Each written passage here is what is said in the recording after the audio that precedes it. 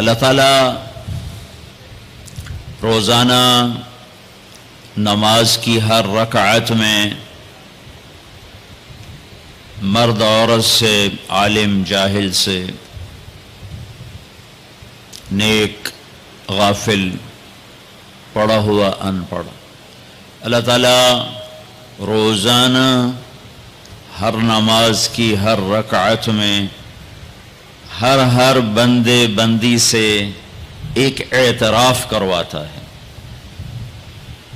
کہ تم یہ مانو کہ مجھے زندگی گزارنے کا طریقہ نہیں آتا، تم یہ مانو کہ میں جاہل ہوں، تم یہ مانو کہ مجھے کچھ نہیں آتا۔ جب تک یہ تسلیم نہ ہو کہ مجھے کچھ نہیں آتا، کون سیکھنے کا ارادہ کرتا ہے؟ جب پہلے ہی ذہن میں یہ سمایا ہوا ہو کہ مجھے تو سب پتہ ہے، حالانکہ کسی زمانے میں کوئی انسان یہ دعویٰ نہیں کر سکتا کہ مجھے سب پتہ ہے، وہ صرف اللہ ہے جسے سب پتہ ہے۔ کہ یہ دعویٰ وہ کر سکتا ہے جو پیدا نہ ہوا ہو، یہ دعویٰ وہ کر سکتا ہے جس سے پہلے کوئی نہ ہو، یہ دعویٰ وہ کر سکتا ہے جس کے بعد کوئی نہ ہو، یہ دعویٰ وہ کر سکتا ہے جس کے اوپر کوئی نہ ہو، یہ دعویٰ وہ کر سکتا ہے جس سے چھپا ہوا کوئی نہ ہو، تو وہ صرف ایک اکیلا اللہ ہے۔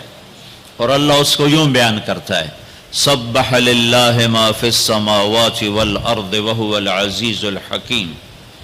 ڈیفنس والے میری تسبیح پڑھیں نہ پڑھیں، کل کائنات تیرے اللہ کی تسبیح پڑھتی ہے کہ وہ عزت و حکمت والا ہے۔ کیسی عزت ہے، کیسی حکمت ہے؟ لہو ملک السماوات والارض، زمین آسمان کا اکیلا بادشاہ ہے، اتنی عزت والا ہے۔ کیسی حکمت ہے کہ اتنے بڑے نظام کو چلاتے ہوئے نہ تھکتا ہے، نہ اونگتا ہے، اور نہ کوئی غلط فیصلہ کرتا ہے۔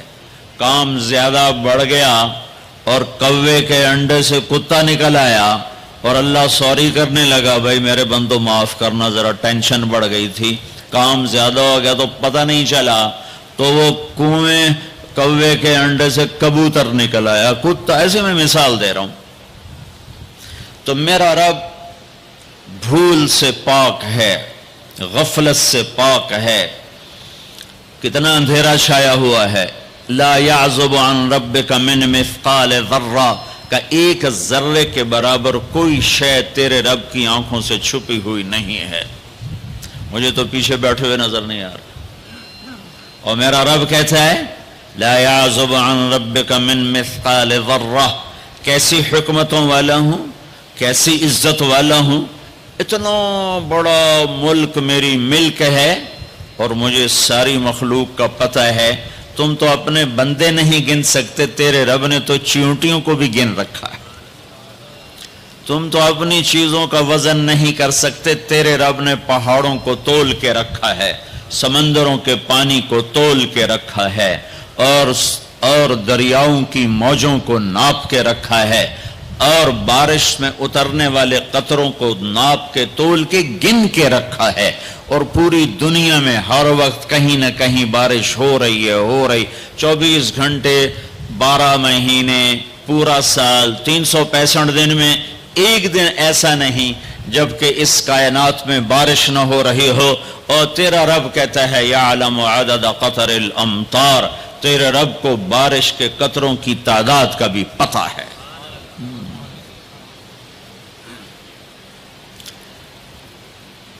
لہو ملک السماوات والارض یحیی ویمیت وہو علی کل شیء قدیر۔ زمین آسمان کا بادشاہ ہے، زندگی موت کا مالک ہے، ہر چیز پر قادر ہے۔ هو الاول، میں ہوں اول جسے کسی نے پیدا نہیں کیا۔ میں اپنی ذات میں لامحدود، میں اپنی ذات میں ابتدا سے پاک، انتہا سے پاک، باقی سب کو میں نے بنایا، باقی سب کی ابتدا بھی ہے انتہا بھی ہے، کہیں سے شروع ہے کہیں پہ ختم ہے، کہیں سے کہانی شروع ہوتی ہے کہیں سے دی اینڈ ہے۔ ایک اللہ ایک اللہ ایک اللہ، جس کی نہ ابتدا ہے، هو الاول کوئی ابتدا نہیں، والآخر کوئی انتہا نہیں، والظاہر کوئی اس سے بلند نہیں، والباطن کوئی اس سے چھپا نہیں۔ تو جو چار صفتوں کا مالک ہو کہ اول بھی ہو، آخر بھی ہو، ظاہر بھی ہو، باطن بھی ہو، اب وہ یہ دعویٰ کرے کہ مجھے سب پتہ ہے تو خوبصورت لگتا ہے، سونا لگتا۔ میرے جیسا بے وقوف کہے میں نے بہت پڑھا ہے مجھے سارا پتہ ہے، یہ دنیا کا بے وقوف ترین انسان ہے جو کہے ہمیں سب پتہ ہے۔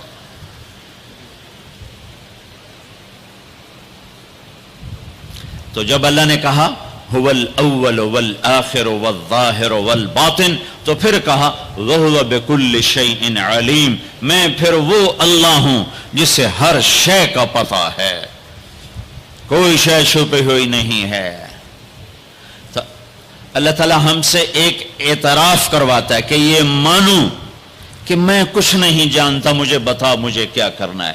یہ نماز کی ہر رکعت میں آپ کا ذہن اس طرف نہیں جا رہا ہوگا کہ کون سی آیت ہے اور کون سی بات ہے جو اللہ اعتراف کروا رہا ہے کہ کہو مجھے نہیں آتا، مجھے نہیں آتا، صرف تیرے اللہ کو پتہ ہے، لہذا اللہ سے کہو مجھے راہ دکھائے۔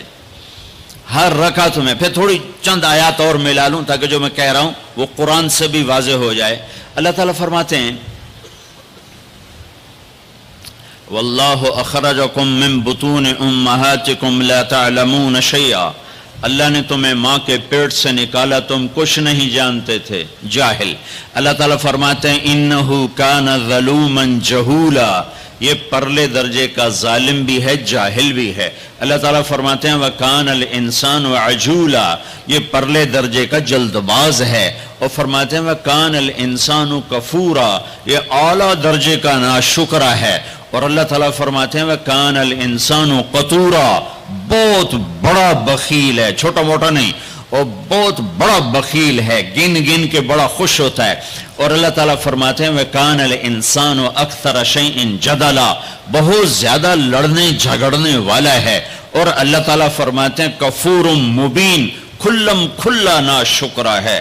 اور اللہ تعالیٰ فرماتے ہیں یئوس قنوط، میں ذرا سا ٹیکا لگا دوں، ہلکا سا جھٹکا دے دوں تو سب سے زیادہ نا امید بھی ہوتا ہے اور میرے گلے بھی کرتا ہے، اور تھوڑا سا دروازہ کھول دوں، چار پیسے پکڑا دوں تو ایک دن ایک دم فرح فخور، تکبر میں بھی آتا ہے، اپنی اوقات بھی بھول جاتا ہے۔ یہ قرآن کا ایکس رے، قرآن کا ایکس رے۔